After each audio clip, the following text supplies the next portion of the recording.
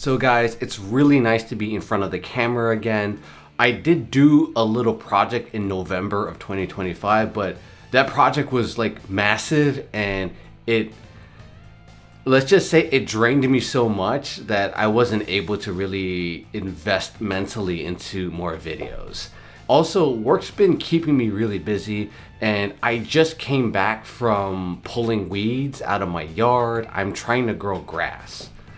Like actual grass, okay, not whatever.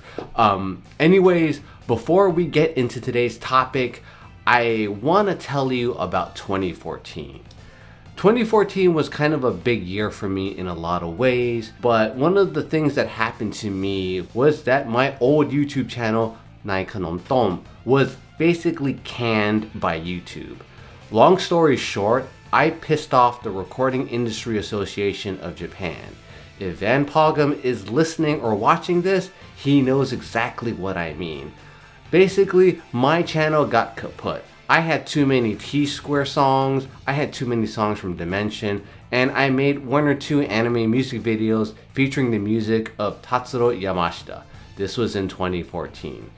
The RIAJ did not like this and basically canned my channel. And it was way too hard to really contest this because number one, the system at that time was a bit opaque, but number two, I was in the middle of a vacation in China, and if you know, you know.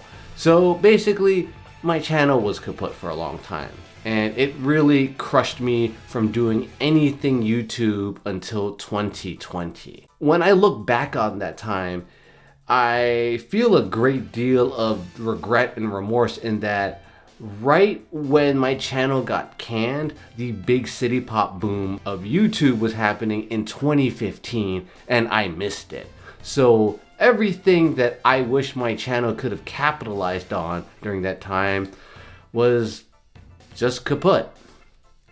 So when my wife was pushing me to get back into the game in 2020, the only thing I can think about was this offhand quote from John Woo's A Better Tomorrow, and it goes something like this. 我衰咗3年，我等一個機會，爭翻口氣，唔係要證明話俾人聽我威，只係想話俾人聽我唔見咗嘅嘢，我想自己攞翻。 And with all that in mind, this is what you see today. Sure, it's 1,200 subscribers, but bro, I used to have only 500 subscribers, and though I did have a few videos that hit like millions of views, it was still 500 subs. I'm a lot happier now. And though I'm not doing Marco Satsu numbers or Mr. Beast numbers, what could you ask for when you're talking about tokusatsu, anime music videos, and obscure films? So yeah, I'm really grateful. And a lot of that is down to you guys. There's so many people to thank. And the first person I want to really thank is my wife. We've been together for quite a long time, and I will never forget her just pushing me to just say, hey, why don't you just get back in the game? She knew that I missed doing YouTube stuff, especially when it came to the music videos. That was kind of one of the big reasons why I came back to YouTube, is that I wanted to do city pop music videos that weren't just run of the mill, right? Obviously, because of the way copyrights are right now with the YouTube algorithm and the bots, they basically canned one of my Tatsuro Yamashita videos, and I kind of don't want to deal with that anymore. That's why I've always had this pivot in mind to do video essays. And my wife has been really supportive of that. She helped me get this camera, she helped me get all this equipment. So babe, thank you. Another person I want to thank is my brother. He was always really supportive of just my filmmaking efforts. He was the guy that actually got me into learning about film editing software in general. If it wasn't for him, I wouldn't be doing this stuff today. So, bro, thank you. When it comes to my subscribers, I think there's a few hundred of you that I can thank. But off the top of my head, I first need to thank Van Pogum. Yes, the city pop guru extraordinaire, Van Pogum. He was my 100th subscriber, and he's been super supportive of my anime music video efforts, especially when it comes to city pop. So Van, thanks so much. If I'm ever back in town, I'm hitting you up. The second person I want to thank is Tim Shields from Kingzilla Productions. I always liken him to Ray Harryhausen, but with action figures and tokusatsu properties, and Tim has been such a cool guy. Please, please, please subscribe to his stuff. He's a great guy. He loves the medium, and his stop motion stuff is fucking awesome. So Tim, thanks so much. Also, a big shout out to him because he was the guy that actually got me into the Bloodthirsty trilogy. So Tim, thanks so much. Really proud of that video. A lot of that is down to you. Another guy I want to thank is Frankie Balboa, aka the Shogun Supreme, aka Times Square Kung Fu. He's really moved up in the world when it comes to martial arts movie commentaries, but he was a big supporter of my channel early on, and I wish him all the success in the world. He's making it happen, so if you're following him on social media, keep doing that. He keeps me on my toes when it comes to new releases, and he's always informing me about what's good out there in the world of Asian cinema. So please give Times Square Kung Fu a follow, you won't regret it. Now, Team Satsu has been really key to the success of the Kamen Rider Black Sun video, in my honest opinion. Marco Satsu, Flame Subs, and especially Mako Matari, you three have been such big supporters of this channel, and I'm really grateful every time you guys retweet something of mine, and I'm grateful that you guys are in this space for tokusatsu stuff. Mako especially has been the person that I really respect when it comes to learning about things from a very Asian or Japanese perspective. And Mako has really helped to kind of shape how I view certain things as well. So Marco, Flame, and Mako, thank you so much. Same goes for Nero and Arancia. Thanks so much for the awesome comments. It's always good to hear from you. The same goes for Neo Bogart, who I knew from the Neo Geo forums. He has a wonderful sense of taste when it comes to film, and it's always good to hear from him. So Neo Bogart, hope to see you again in the channel sometime soon. I do have some things coming up, so stay tuned. Omniframe, Food for Thought, and Kick-Ass Vargas have always been the three martial arts buddies I had on Twitter, and they're awesome to kind of shoot the shit around when it comes to martial arts cinema, so definitely give them a follow. Kick-Ass Vargas in particular is doing the rounds when it comes to his journey in becoming an action stuntman, so please follow him. Omniframe's videos are awesome, especially when he focuses more on comic book related media. I think the things he has to say about comic book related media are just second to none, so please check him out. And the same goes for Food for Thought. Fu is always really funny, but I always enjoy a lot of his takes when it comes to horror movies. I remember he had a small video with Disconnected about horror movies, and he was talking about Blood Rage.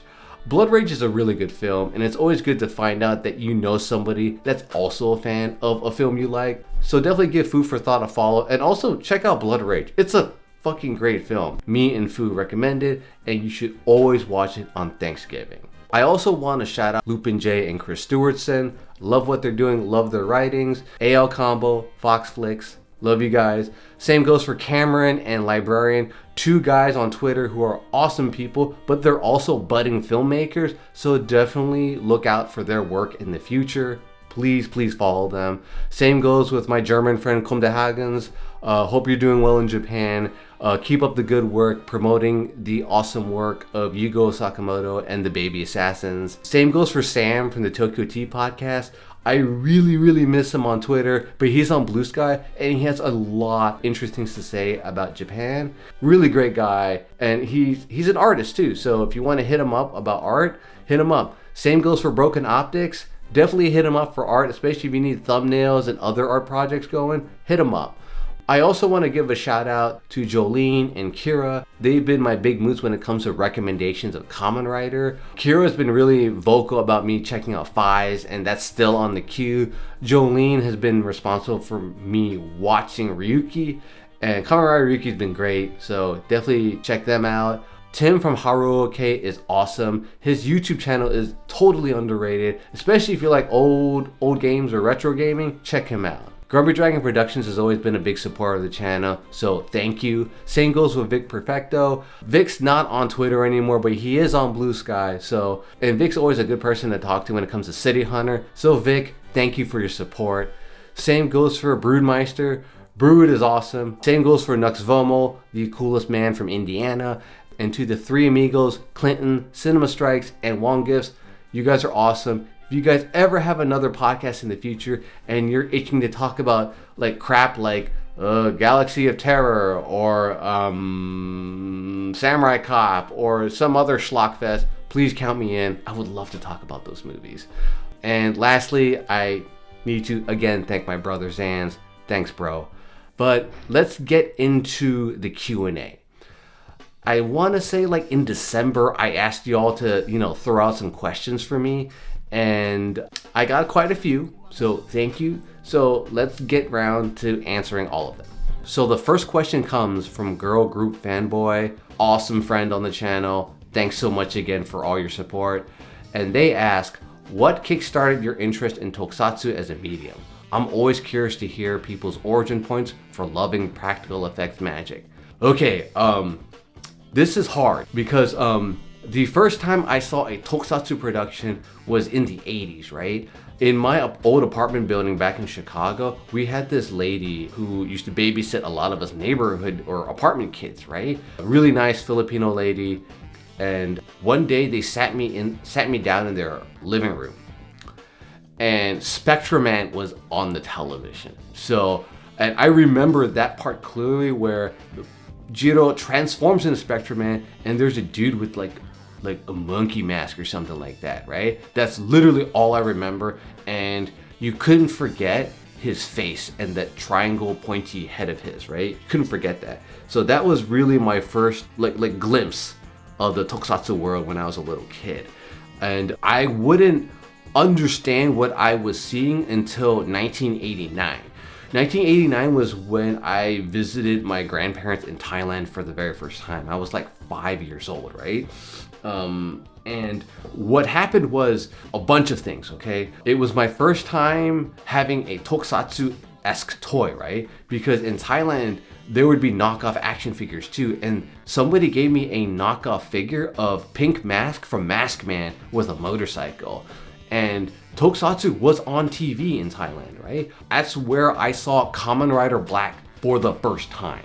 And I didn't know it until much later, because you know how the theme song or the opening of Kamen Rider Black goes, and that's what I saw. You can't forget it, right? And especially when at the end of the opening, right, Kamen Rider Black drives into that tunnel and all you see are these red eyes, right? That's when I knew it was Kamen Rider Black, and he was fighting creatures and stuff like that. And there was also Spielbahn on TV, so that was cool. And I think Metalder was also on TV in Thailand at the time.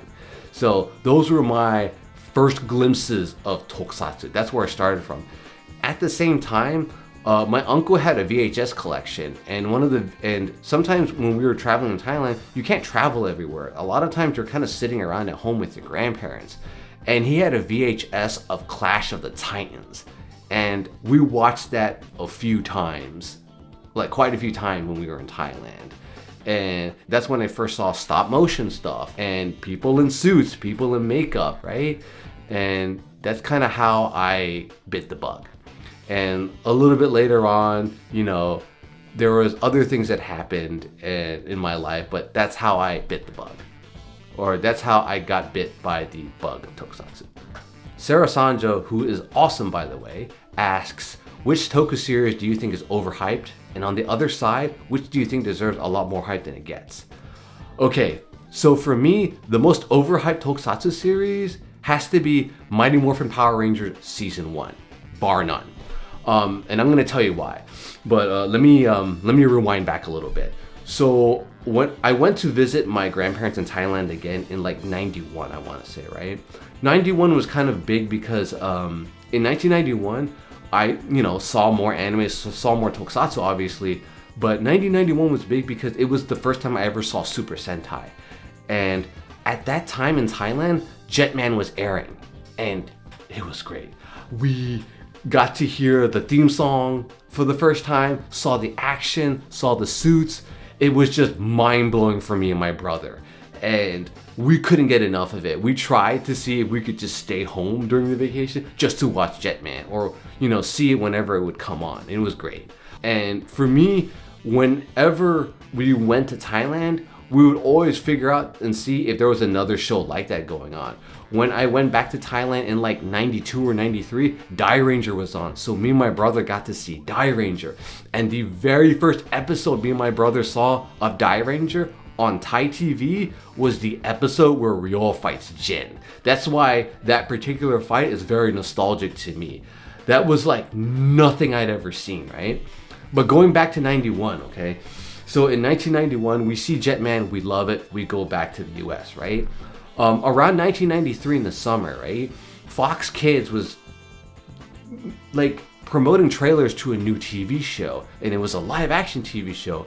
And me, my brother, and my dad were in our living rooms watching these trailers, and lo and behold, it's Mighty Morphin Power Rangers. And the first thing me, my brother, and my dad say is that we look at each other and we're like, oh my god, this is Jetman, and they're adapting it for the US. This is gonna be awesome, right? And that's kind of how I got into Power Rangers. And by 1993, I was like 10 years old already. So I was watching Power Rangers from 1993 all the way to the end of like Lost Galaxy, right? And that was I want to say 1998. And by then I was already a sophomore in high school, right? And Power Rangers, for me, for someone who grew up with it, right? I always felt like it was going a step up every season, as if you were growing up with the show. And Lost Galaxy for me was a big deal because, you know, the heroes weren't teenagers anymore. They were adults, right? And they were on a space colony, and they were traversing the galaxy. And I felt as though Lost Galaxy came a long way from season 1 of Power Rangers. And yet, as I got older, when people would have like this reflexive nostalgia for the show, even well-meaning people in the martial arts community, right? The only thing they can think of is Power Rangers season 1. And that kind of boils my blood sometimes, not because I didn't find enjoyment in season 1. I still do to a degree, but it's always been the flagship season, and it has nothing, and there's nothing like it compared to how people's nostalgia is for Kamen Rider 71, right? Because at least with the Kamen Rider franchise, there's so much Kamen Rider that even if 71 is the first thing you think about, people in Japan and others will always bring up other series, and it's never overshadowed by 71. It's like 71's like the grandpa, and the big guy and the rest of the seasons after it kind of follow in its footsteps. Power Rangers, on the other hand, is weird in that like Disney, Hasbro, and a whole bunch of other companies, all they can think about and talk about is season 1. And it hurts that it's always like this. When, you know, season 2 was very good, season 3 was great, Zeo and Turbo are landmark seasons, and in space, I don't know why, like, the powers that be aren't talking about how big of an impact In Space was. Like, I was there for In Space. In Space was a big deal. And I think that it's just the most overhyped season sometimes. Even hearing people talk about it on VH1 or, oh, did you remember the 90s or whatnot, they'll only think about season 1 and how, oh, it got me into karate class or other things like that, and never, this show evolved so much over time and is, you know, legit sci-fi, but, you know, it is what it is. Now, the show that I think deserves a lot more hype than it gets, so this is hard. If we're talking about Super Sentai, right? I would have to say Gingaman deserves a lot more hype than it gets. It's a Yasuko Kobayashi season. The action, swordplay, and choreography is just aces, and I just love the characters in the show. Though I will admit to some of its critics that I feel like Ginga Pink needs more. She needed way more development, in my opinion, right? When it comes to Kamen Rider, that's a bit hard because, frankly, like, I don't watch enough Kamen Rider to really have a really great opinion on that. Though, you know, I'm kind of the Black Sun guy, so I just feel like if you're like a person that enjoys a lot of Kamen Rider, you should give Black Sun a try. That's just me. But the show that I think overall deserves way more hype than it gets is a show that I've only watched 2 episodes of when I was a little kid. But it's a show that really has inspired a great deal of toku creators, and that's Jerry Anderson's Thunderbirds. Thunderbirds is so influential that it's not even funny. I'm gonna give you an example right now. Back in Chicago in the early 90s, my dad used to take me to a comic book store called Larry's Comics. Larry's Comics was unique for the time because Larry had access to a lot of old like seinen manga in the 90s, in the early 90s in Chicago. He had magazines upon magazines or booklets upon booklets of Gogol 13 manga, and I was a little kid and I'm just sitting there in Larry's comic just, you know, flipping through what Gogol 13 is doing when I shouldn't be doing that, right? But what he also had was issues of Hobby Japan, and my dad hooked me and my brother up with an issue of Hobby Japan. It was an issue featuring the Alex Gundam from War in the Pocket. So if anyone knows that issue, please let me know. But that particular issue had a lot of love for the Thunderbirds, and that's when me and my brother discovered how much Japan loved it. The special effects and miniature work for Ultraman 66 to Ultra 7 is a huge change, and so much of that is definitely down to people's love for Thunderbirds. It's so influential. Seriously, a lot of us in the English toku sphere need to pay attention to what Jerry Anderson did when he pioneered what was it called, Super Marionation, because that stuff is like, that was game changing. If there's any toku show that deserves more hype, it's Jerry Anderson's Thunderbirds. Now, IX Ranger asks, in regards to both Henshin Hero and Kaiju, what non-franchise series or film would you recommend most? I don't think I watch enough series to really comment, but for a film, I would definitely recommend, in English, it's called The Magic Serpent, and I think in Japanese, it's called Kairyu Daikessen. It's basically a 1966 ninja kaiju film that loosely adapts the legend of Jiraiya, but there's a kaiju fight at the end. It's absolutely fantastic. It stars Hiroki Matsukata, and if you watch a lot of Yakuza movies like I do, you know who this bastard is. And instead of him growling at people, beating up people, cussing people out, he's this smiling, bright-eyed dude who knows ninjutsu, and he's so positive in this movie. It was like, watching it for the first time like a month ago was kind of like, oh my god, he can be a really positive like dude here? That's amazing. It's a great movie. There's a lot of fantastic special effects. The fights are pretty neat. I think the only downside is that a lot of the blue screen effects are very, very dated, but you know, that's not a big deal. If there's any non-franchise movie I'd recommend that's tokusatsu and that has some kaiju, it would be The Magic Serpent. Damien asks, do you think there should be more tokusatsu related videos focusing on understanding the show's story and themes similar to your video about Black Sun? Yeah, 100%.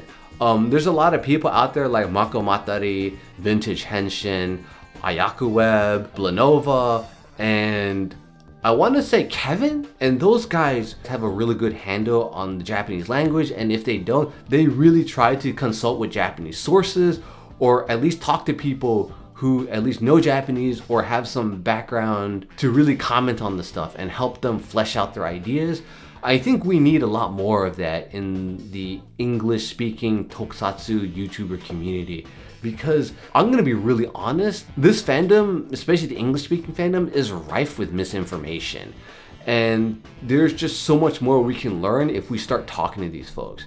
Now, I know a lot of people fucking hate Uta Kiriel. I've been critical of him in the past, but me and him, we tend to throw barbs at each other a lot. We kind of, I wouldn't say we argue at each other, but we kind of go back and forth sometimes. And he's been like giving me a lot of pointers and a lot of other like ideas and input about certain things. And I've actually learned a lot more than I thought I would.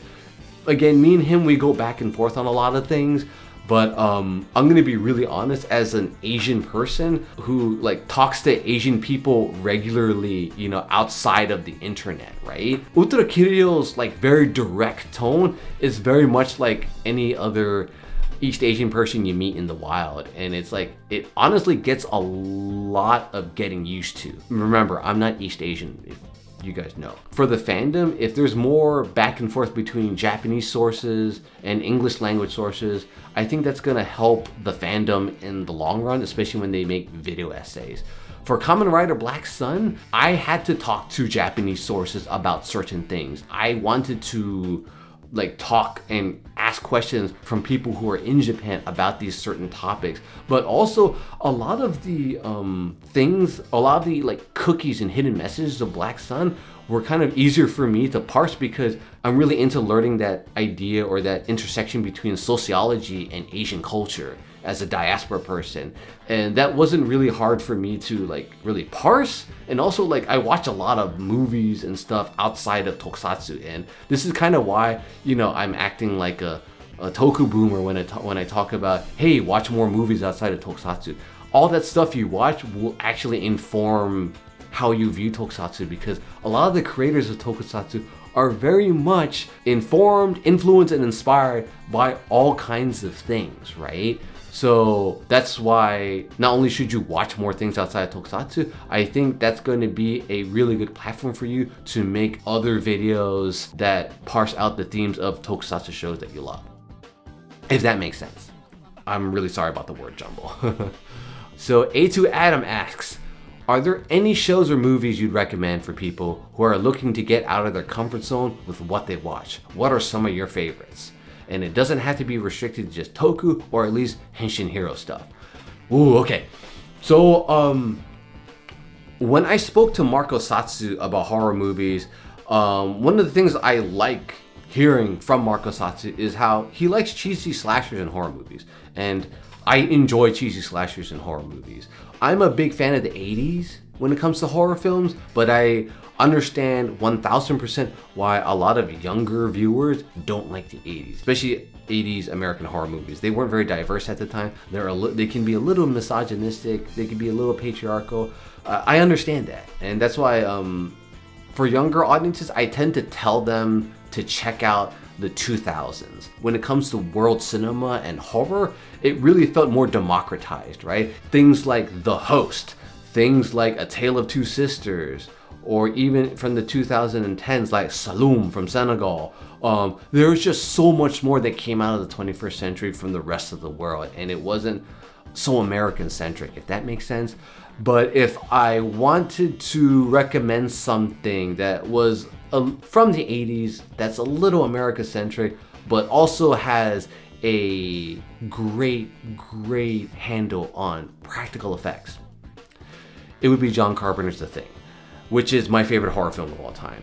These practical effects are a sight to behold, and I personally argue, this is my hot take, that John Carpenter and was it Rick Baker or Rob Bottin? I forgot who did the special effects in John Carpenter's The Thing. I forget. They really inspired a lot of Japanese media around that time. Look at Wicked City, look at Resident Evil 2, look at any other piece of media that had something or has some sort of villain transmogrify into something grotesque.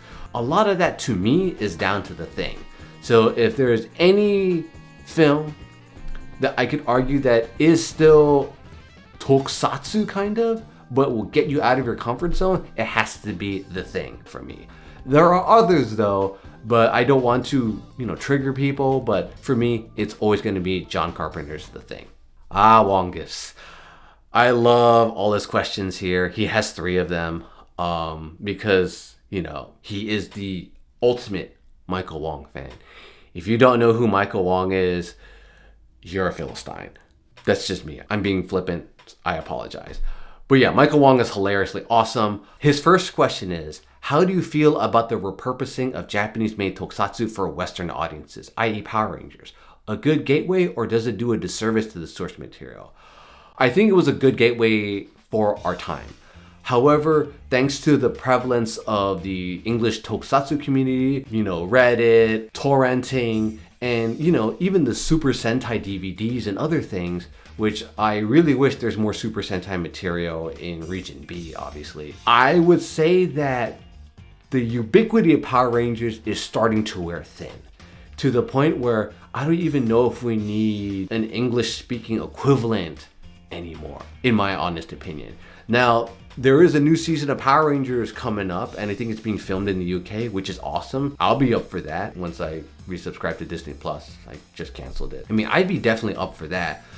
But I find that Power Rangers sometimes is a great service, or does a great job in upholding the source material. But I sometimes think it fucks it up like majorly when it comes to seasons like Power Rangers Samurai or even Jungle Fury in that regard, right? If you've seen my criticism of those seasons, I mean, you can search for them on Twitter if you like.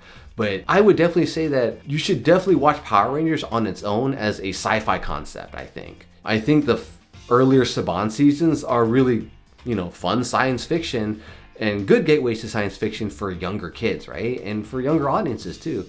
And if you're a little older, I still think the seasons are still fun to watch, especially the earlier seasons. I didn't watch a lot of the Disney seasons though, so, don't quote me on my thoughts about those. I don't know if I want to say it's a disservice to the source material entirely, but I think the issue is that it really speaks too much over the source material in general, and I hope more people dip into the original stuff. Wong Gifts also asks, do you feel there should be more Michael Wong in tokusatsu media? Absolutely. And what is your favorite Michael Wong movie? Also, Michael Wong video when? Okay, so the Michael Wong video will be hard because number one, I don't think I've watched enough Michael Wong movies aside from In the Line of Duty 4 and a few other films, right? Like Royal Warriors. One thing to note is that because my parents are from Thailand, Wong Gifts is gonna like this. In Thailand, Michael Wong is a big deal when it comes to music. He's like, my mom loves the guy. There was a time where he was touring and doing concerts in Thailand, and the last time I was in Thailand was in 1998, and he was still big at the time. And I don't know if he's still big now, but yeah, Michael Wong had a presence in Thailand at the time. And I would say when it comes to my favorite Michael Wong movie, I might have to say In the Line of Duty 4 because I thought he did a really good job with his role.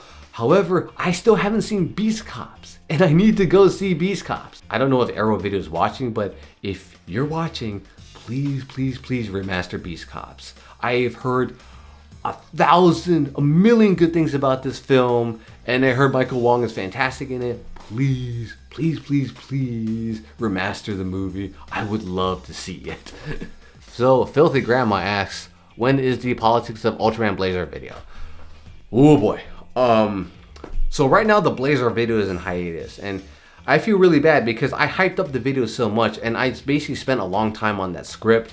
It took me a year to write it up. I was even writing it up during my vacation, right?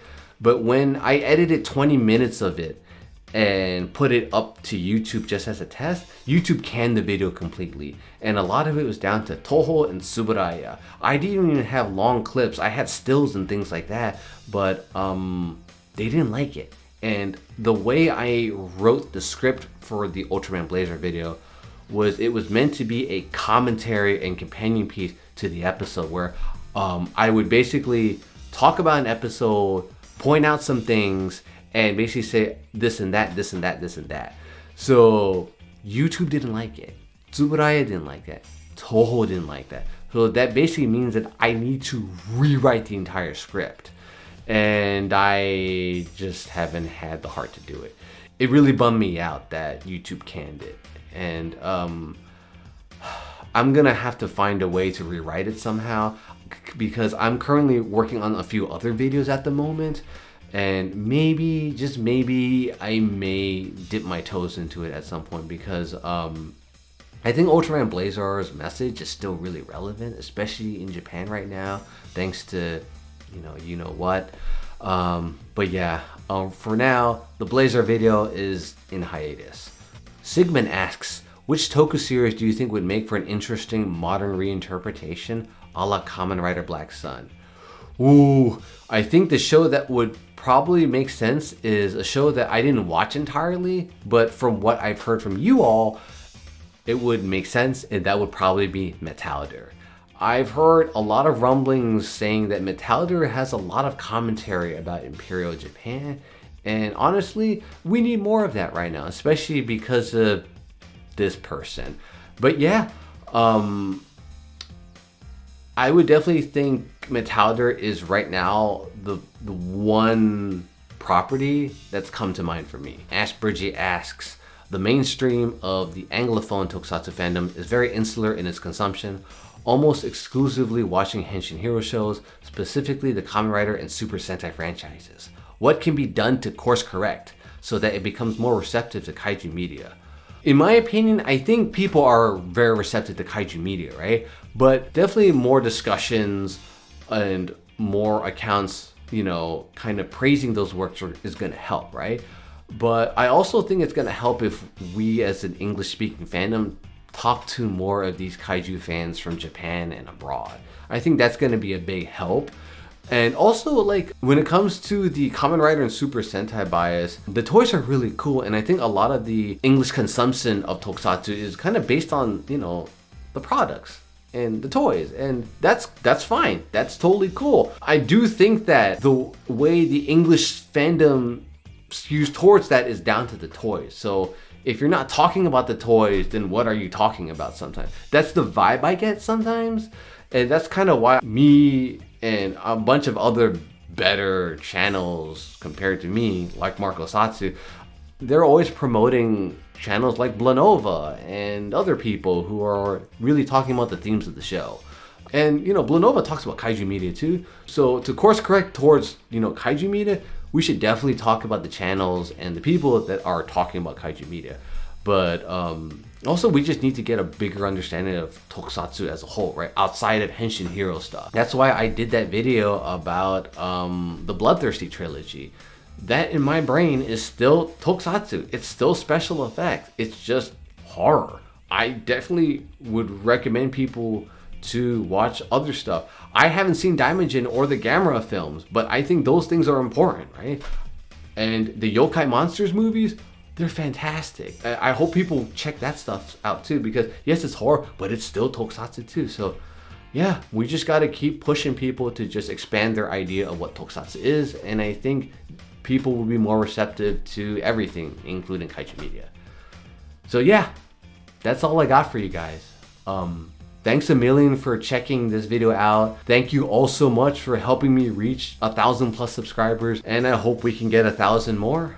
I have some cool ideas in the pipeline, and I'm still writing my script to my next video, which is going to be a little more martial arts focused. And this is kind of why I'm always pushing people to, watch more martial arts movies, because there's so many people in the stunt community who are martial artists that do so much to animate the Henshin Hero shows you love. Whether it's the belt jingles, the dances, and even the combat, that's a stunt person who is versed in martial arts doing and making that stuff happen. So a lot of my videos are gonna be aiming towards that. So definitely look out for those. I'm hoping to have at least some sort of horror related video this year. And I'm still researching and thinking about the Godzilla -1 video, but I might change the trajectory of it because there's a lot of thoughts from people about it, and I think a lot of you know my personal thoughts about the film. But I have a lot of academic papers that I've collected over the years that I still need to sit down and read. So yeah, that's pretty much what's been happening so far. That's what I have down the pipeline. And also, I'm real sorry for the lack of videos too. Work's been crazy. Life's been crazy. Like I said, I'm trying to grow grass in my yard out there too. And I'm also trying to stay healthy. I'm trying to diet, I'm trying to exercise. I've been just trying to stay off bad food too. So yeah, it's rough out there.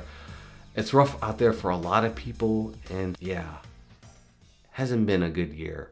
Hasn't been a good 2 years so far, especially with what's going on in Iran and other parts of the world. So I hope you guys are okay.